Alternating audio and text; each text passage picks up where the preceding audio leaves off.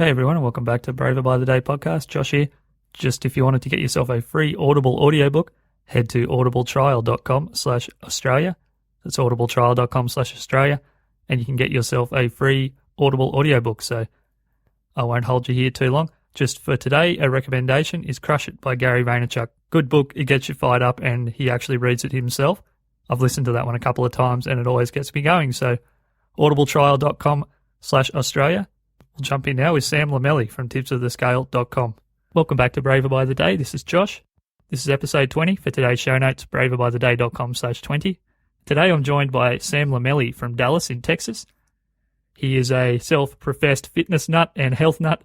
I hope he doesn't mind me saying that. And he's also now the host of Tips of the Scale, which is a new podcast featuring both his own story, but more so really big fitness transformations from his guests.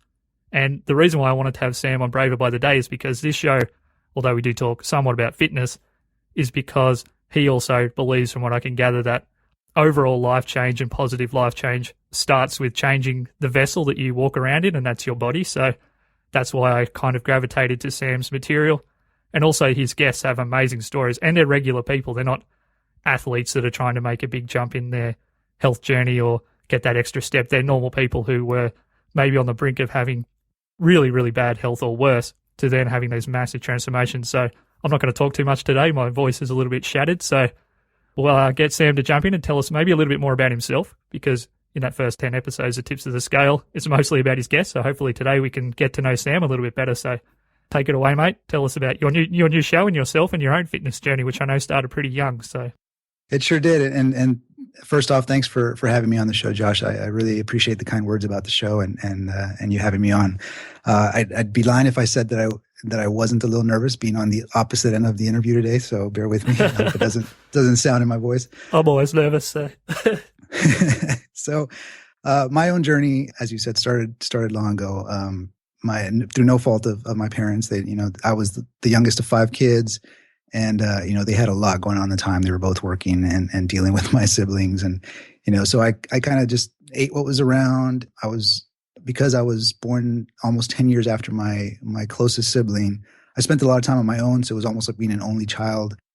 So my friends became books and video games and food. So, I didn't go out and get a lot of activity. I did play with, like the neighbor kids and stuff, but I was never the first one picked for any games or any teams and stuff like that. And I was a little socially awkward as a boy. And I didn't make a lot of friends easily in school when I was in the later years of elementary and into junior high.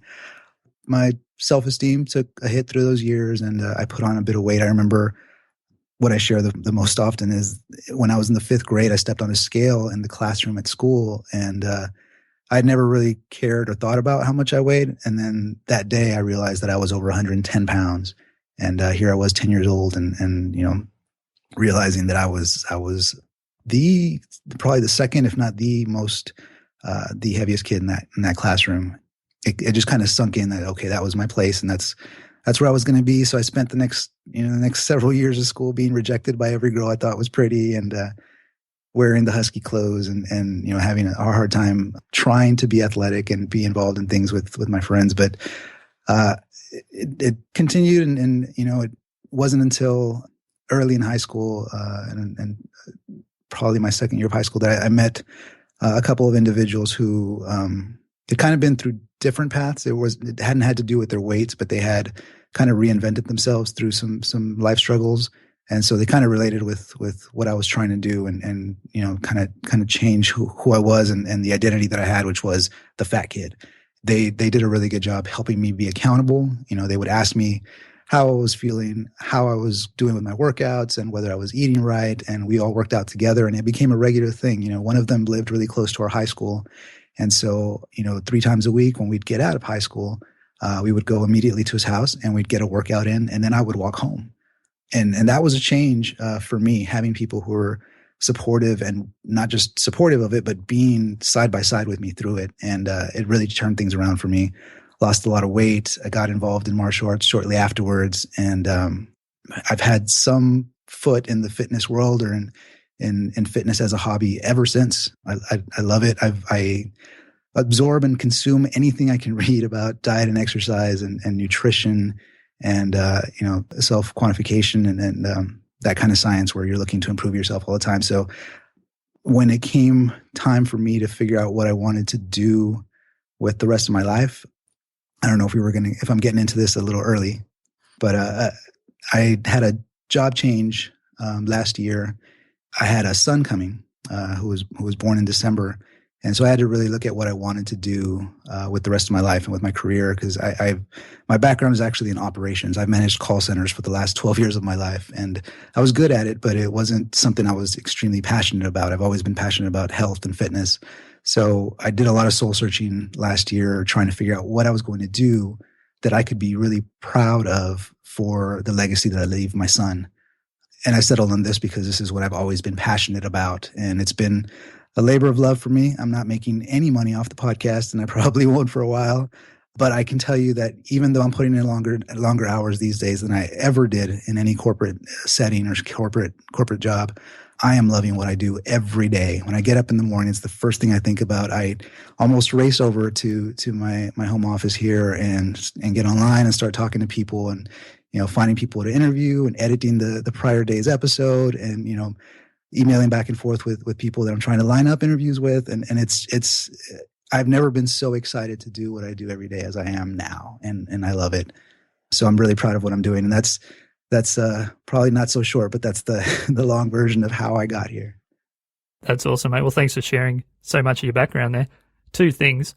One, just for anyone who is in Australia or the UK or non-Northern American states or anywhere like that, 110 pounds is around 50 kilos or just shy of. So that is quite heavy, I guess, for someone that age. So the other thing that you mentioned in there, which is something that I've heard only really in your interviews, because you're speaking to people that even aren't fully through their journey, which I think is quite unique, is that there is a psychology, particularly amongst younger, maybe people at the start of high school, where people who are overweight, and I know this isn't in anything Sam and I talked about before the interview, this is just something that came up, that people in that position sometimes actually self-identify as the quote-unquote fat kid. Now, I hate saying that, but is that something that maybe you see people talking about more now? Because I've heard that come up in your material a few times from your guests, that people actually almost embraced that role where they just resign themselves to the fact, well, maybe I'm just the fat kid. Yeah. And I have to stay that way. That was a revelation from your material to me, that people actually sometimes fall into that role, even though it's so self-destructive to be there. So. Yeah, it really is. I had never made that connection in my own story until I started hearing it consistently in the stories that my guests shared. And I realized that I had been in the same place. And there's kind of two ways that I've noticed that it happens. And one is that if you are kind of the fat, jolly guy who everyone enjoys being around because you're not a threat. So other males may not feel intimidated by you, so they cozy up to you and you're kind of a fun guy to be around. And same thing with females. They are not, and this is, speaking on my own experience, but females would not feel like you're someone who's going to hit on them or that you are a predator of any kind. So they're more comfortable around you too. So I've seen people really, really soak up that identity of just being accepted by everyone and loving it, and then feeling that if they lose all that weight, that they're going to be looked at very differently, and that people aren't going to be as welcoming and will be meeting them and having different judgments right off the bat. So there's a fear there that people aren't going to like you anymore if you don't have that identity that they've gotten to know you with. The other is that the person themselves has come to know themselves that way, where they start losing the weight, and before they know it, they're being looked at differently, and it feels alien to them. And it's such an uncomfortable zone for them because they've never received attention from the opposite sex, or they've never had anyone kind of look at them in an aggressive way, in certain environments. So it's kind of a new scary thing. And you're just having to figure out a new identity for yourself. And it's a really weird thing because you get comfortable with kind of who you are and how you feel in your skin. And a lot of this is my personal experience kind of bleeding into it. But I've heard this over and over and over that there's an identity you assume. And when that starts changing, you kind of have to reevaluate who you are. And that's a scary place to be. Absolutely. And that's maybe getting into your show more directly, that's one of the things that really appealed to me about your show is that you do weave in your own personal stories in amongst your guest stories. So just for anyone who might be wondering what Tips of the Scale is, I guess we probably should explain what exactly it is we're talking about. It is a podcast, much like what I'm doing here. But I guess your show, Sam, is much more narrowly focused at the moment, at least on people that are or have lost an extreme amount of weight. Was that an intentional thing that you wanted just those stories, or do you think maybe they can be more impactful as your show's just starting out? Was there any particular reason, or did that maybe just follow your own life story a little bit and you had more of an affinity with those type of people that have lost immense amounts of weight? What was the idea behind narrowing your focus down so much as far as what content is going to be in your show? I've really been seeking those individuals out specifically, and the reason for that is, well, in short, my criteria for the guests that I invite onto the show is that they have lost 50 pounds or more without surgery or injections or pills or any other kind of intervention. And the reason for that is because these folks have lost a tremendous amount of weight. So, for one, if I'm someone who's listening at home to my guests and I have 20 pounds to lose, well, then listening to Joe or Mary's story about losing 50 or 100, or in some of my guest cases, 300, 400 pounds, I don't have an excuse to say that I can't lose my 20 pounds when this person has clearly done it. And they've done it with hard work and with dedication and commitment to a lifestyle change. And, they've had to change their thinking to believe that it's achievable. And so if those folks have overcome those odds, if I'm the person at home who has 20, 30, 40 pounds to lose, I can't honestly look myself in the mirror and say, I can't do it too. So I felt that these were the most inspiring people out there that I could find, and that their hard work, for one, needed to be acknowledged and recognized, because a lot of these people take this journey in kind of relative silence, and no one knows what they're doing. Their close friends and family have seen these transformations, and they pat them on the back and they say, great job, you look great, you're in much better shape.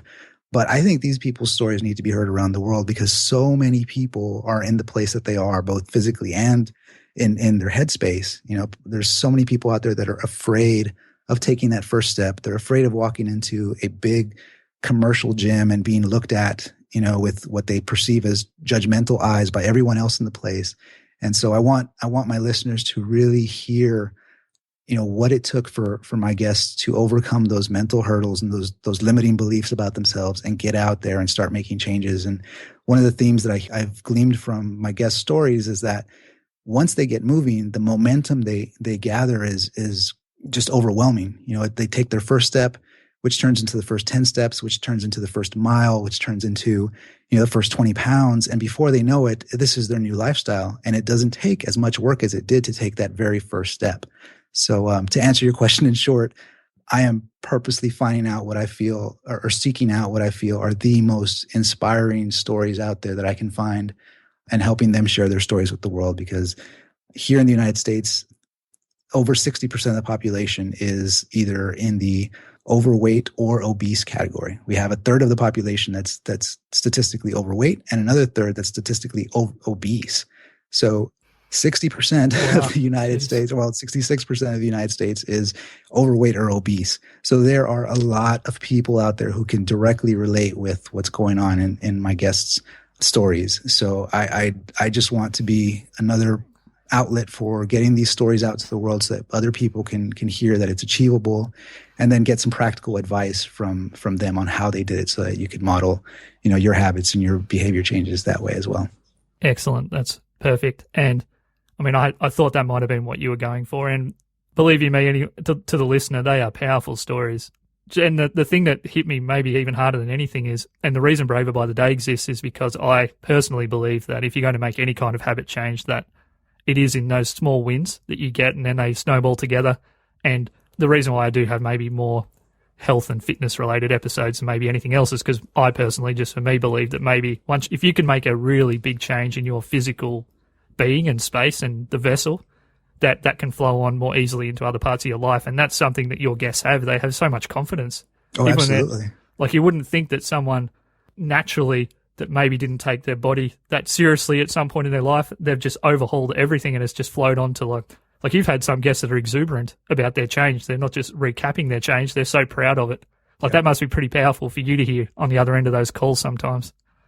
It is. And it's the stories that I hear every day are changing my life as well. And you know, I haven't really talked openly about this, but it helps me keep myself disciplined, and it helps me really think through the decisions I make when I hear just how hard it was for my guests to do something like throw out all the bad food from their pantry, or tell their significant other that even though they weren't supportive, they were going to make this lifestyle change. I've heard some really gut-wrenching, some hard stories, and it inspires me. I think I am getting the benefit of the exchange of these interviews for sure.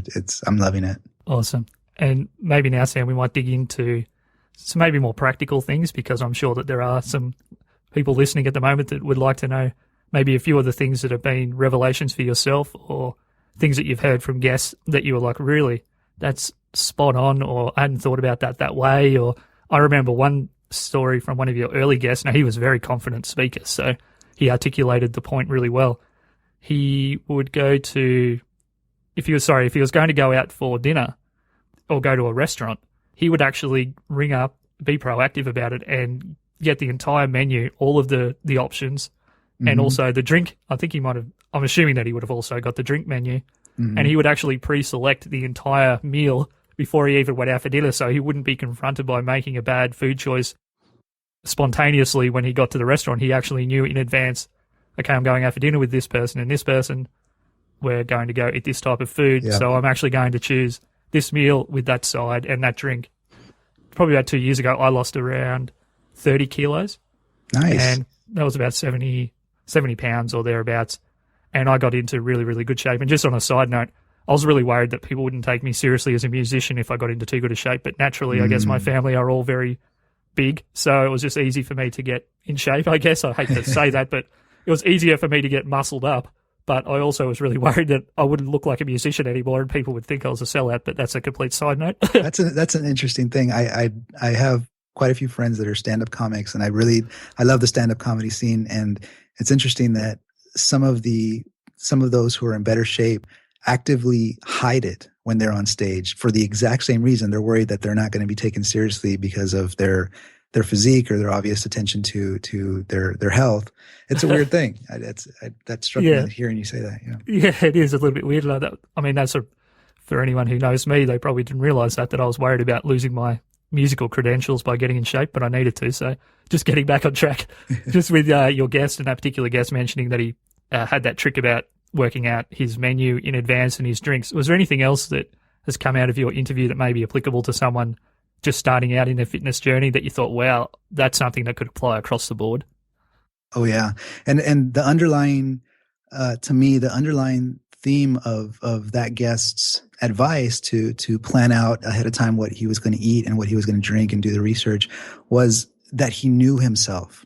This is something that I'm gleaming from my guest interviews as well, is that they're learning a lot about themselves and their personalities and their habits and their impulses as they're going through this journey. And so they're figuring out how to essentially beat themselves at their own psychology. So if, for example, one of the tips that is really common is that one, to plan ahead what you're going to eat. And that's because if you know that you're the type of person who instantly starts to salivate or get excited at the thought of a slice of cake or a cookie or, certain types of sauce on your chicken or whatever it is, then, if you sit down and you listen to what the special of the day is, you know that you're going to hear something that you probably shouldn't eat, but it's going to sound so good that you're going to want it.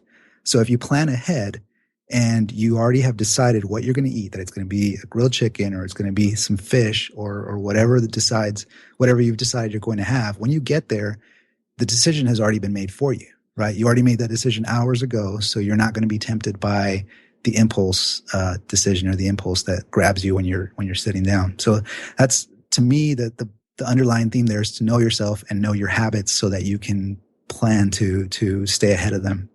So the planning ahead on your meals when you go out is a big one. Another one that has been consistent with some of the biggest drops in weight I've heard is tracking your food intake. It's interesting that if I were to ask anyone on the street what they had for breakfast today, they can probably tell me roughly, I had a couple eggs, I had some pieces of bacon and a slice of toast. But if I asked them what they had last week and what their average, what they have 3 out of 4 mornings for the last month, they're not going to remember. So they have no way of knowing what kind of habit they have no way of knowing what kind of trend or what direction they're going in with the breakfast choices they're making. But if you track your meals every day, you can look back over the course of a week, over the course of a month or several months, and see that if you gained weight in the month of October, you can look at all your meals in the month of October and see, oh, you know what? I was having dessert a little more often than I was the month before, or I was snacking a whole lot more than I was before, or there was this one thing that I introduced into my diet that's not a typical thing, and I put on some weight over the coming weeks. So it's a real practical way to figure out what your total consumption is of calories, and two, also how certain things affect your diet. Because there are some people who are more sensitive to, obviously to dairy products or to gluten in some cases. And it's really important just from like a kind of an engineering mindset to have some data to track and validate, what those changes in diet are doing to your body and to your mood and how you're feeling. So I think it's really important to track your calories and your food consumption, especially when you have a lot of weight to lose, because those small changes can lead to huge fluctuations in weight and in like water retention and just your mood. That's another big one. So the tracking is another big one. Probably another really simple habit that a lot of my guests have described starting their journeys with is just walking.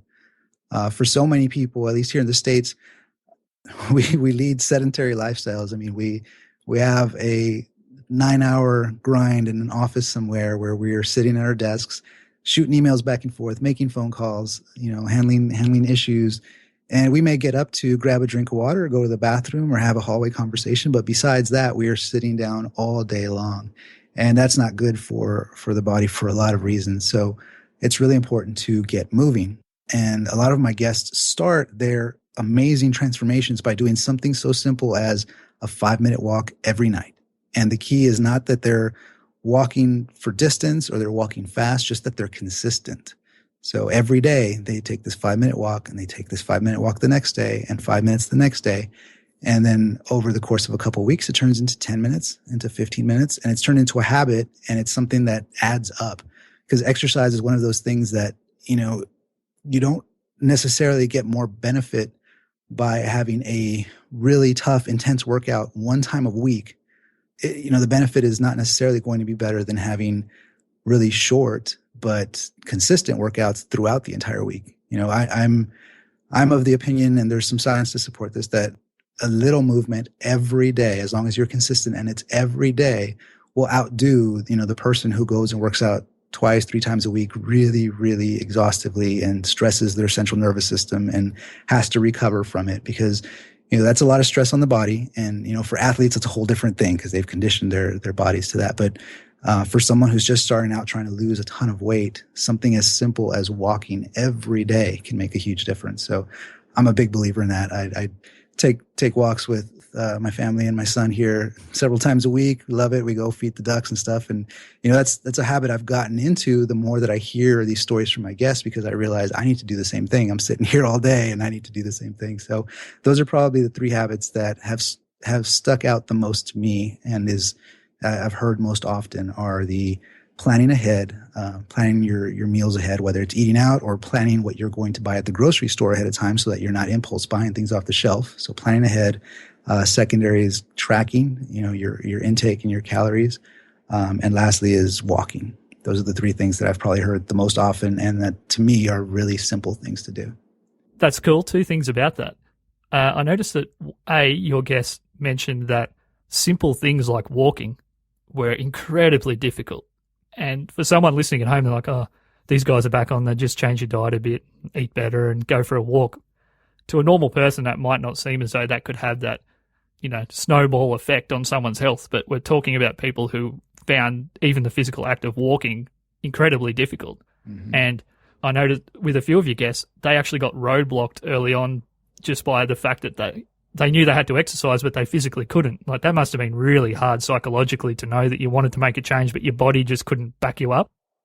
Was there anything that you can glean from those particular guests about how they overcame that physical hurdle of, I guess there's a tipping point where your body is fit enough that you can actually work out and lose the weight, whereas before that, your body's really fighting against you to get moving and have that daily movement.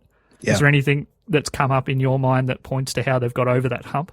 Is it purely just by segmenting it down to the absolute minimum amount of time each day and trying to etch that up, or? I think the key to it is consistency, because I've had a couple of guests whose first time going out the door and trying to take a walk down the street ended literally like a block down the street 2 minutes later. And, bless them, they did their best to get out there and do it. And they came back in hurting, sore, probably feeling really defeated, just like you said. But what's consistent in these stories is that the next day they went out and did it again, and they were sore and they hurt and it sucked, but they went out and did it the next day again. So what I've found is there's a determination and a willingness to get out of their comfort zone, to persist even when it's going to suck. And just for some of my guests, what I've noticed is it's really key that they knew ahead of time that it wasn't going to be easy. I think for every one of my guests for every one of the stories that anyone has heard where someone went out there and hit a roadblock early on and then pushed past it, there are probably 10 others out there that people have reached that roadblock and completely stopped. And I think that's a shame, but that's part of what I want to change with my show, is to hear these stories of people who persevered past that roadblock.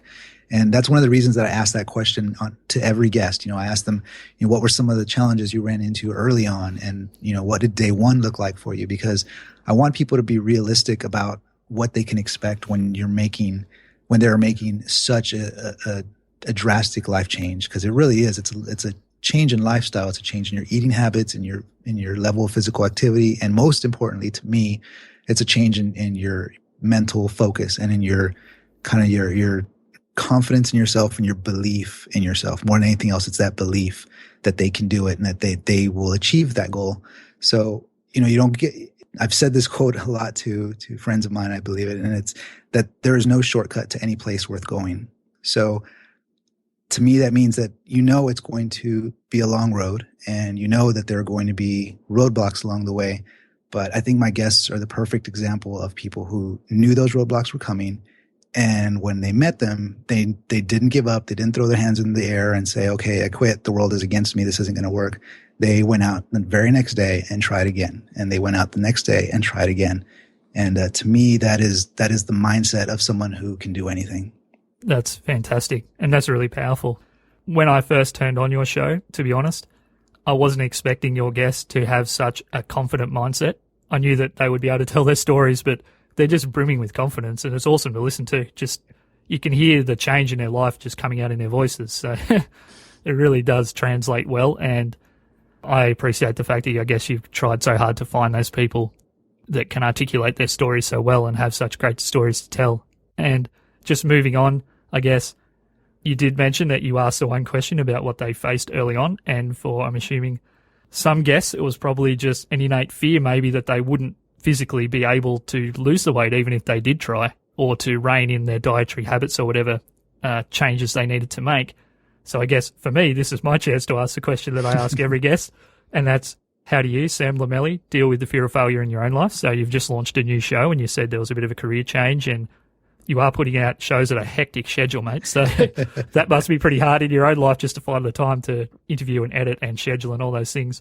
And also, how would you help maybe a friend or client or someone, if you wanted to help them lose weight or whatever it happens to be that you're doing, how would you help them deal with fear in their own life and making a positive change? Well, I'll share a quote that an author named Jim Rohn, I read of his in a book. And the quote is that you are the average of the 5 people you spend the most time with. And that's been something I've shared with people for a while. Professionally, it's a really important principle in the corporate world, right? You want to associate yourself with the right people and make the right networking connections and that kind of thing. But in day-to-day life, it's really, really important to me to surround myself with people who are going to support me regardless of what I'm doing. I mean, to be behind me, whether I fall on my face, or I embarrass myself, or I make a bad decision, or, I do something that I wouldn't be proud of. It's really important to have those people around you who are still going to be there and that you feel have your back. A little over a year ago, when I was trying to decide what I was going to do with my career and what I was going to do with the rest of my life, that I could be passionate about this, I was thinking about this, and I wanted to do something that my son could be proud of too.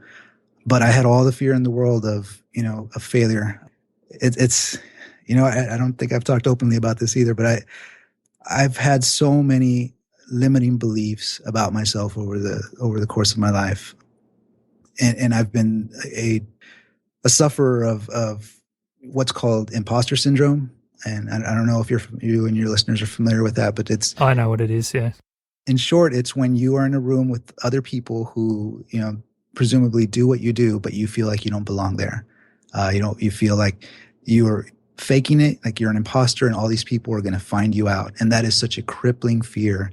And so, dipping my toes into the podcasting world and into the health and fitness world, it only took a couple of Google searches for me to see how many other podcasts were out there, to see how many other fitness professionals were out there. And in a matter of seconds, I all those messages were flying through my head. You can't compete with these people. There are folks out there who are certified, who have 20, 30, 40 years in the fitness industry, who know way more than you do. There's no way you can compete with them. Who are you? You don't have any certifications. You're starting late in your life. There's podcasters out there who've been doing this for a long time. They have professional backgrounds in, audio engineering and in broadcasting. How are you going to compete with those people? So I had all these messages flying around in my head.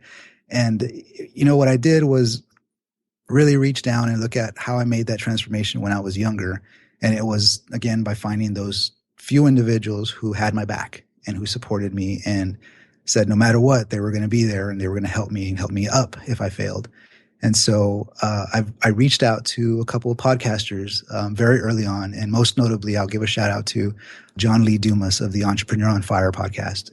He has graciously responded to a dozen emails of mine asking for support and input on ideas I had.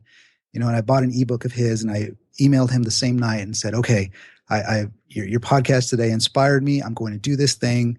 What do you think of this name for my podcast? Or what do you think of this mission statement?" And, I got a response that said, this sounds great. I love it. I want to hear, when you launch. And it was extremely supportive. And that was the first step. It helped me see, okay, there are other people that are going to help me do this thing.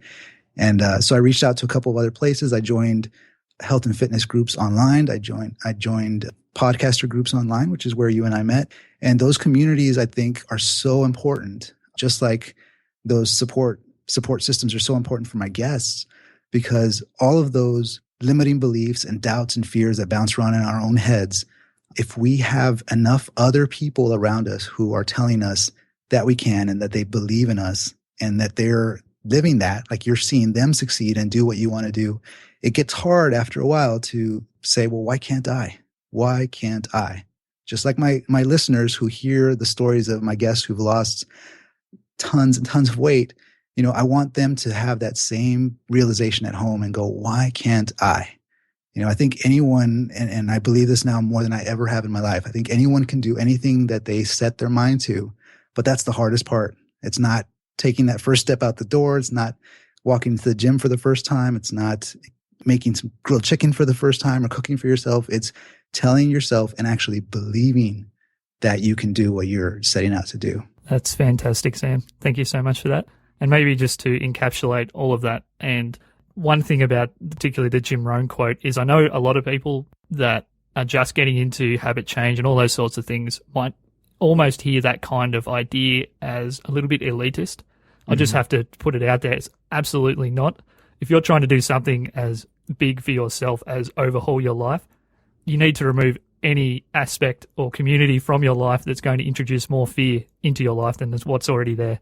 Yeah. And speaking to the imposter syndrome, I knew going into this type of show that I would be able to source guests with great stories, and I feel that I can speak well myself, and I've very well read and all those sorts of things. But I also thought, wait a sec, this is a medium which is dominated by one particular country.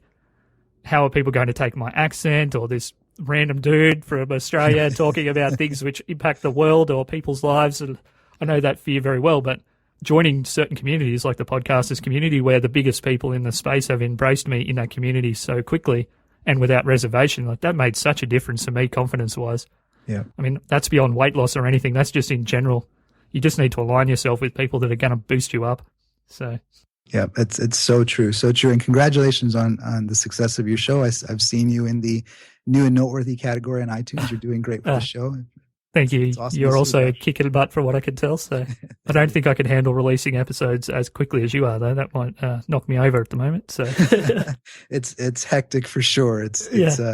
I will be up until past midnight tonight editing my show for release tomorrow. I'm a perfectionist by nature, and the editing of the shows is probably something I won't be able to outsource for a long time because I want it to sound perfect. So yeah, I put in a ton of time. Excellent. And it really shows, Sam. So your show's great. Thank you for sharing that story and for introducing my listener to some topics maybe that we haven't approached yet on the show. And I am going to open up the topics more to more social science and psychology going forward. So things like the imposter syndrome, I'm sure will come up in the future, and I'll be referencing this episode when it does. So did you just want to leave us with where people can find your show, find yourself, say hello online, and all those sorts of things, and then maybe we'll say goodbye, Sam? Awesome. Yeah, I would love to hear from anyone with any feedback and any suggestions. I'm always open to advice. My show is Tips of the Scale. You can find me at tipsofthescale.com, facebook.com/tipsofthescale, or Twitter @tipsofthescale. Also on Pinterest, Tumblr, Google+, pretty much everywhere you can be. I'm trying to be everywhere so that I can find not only the guests, but so that they can find me.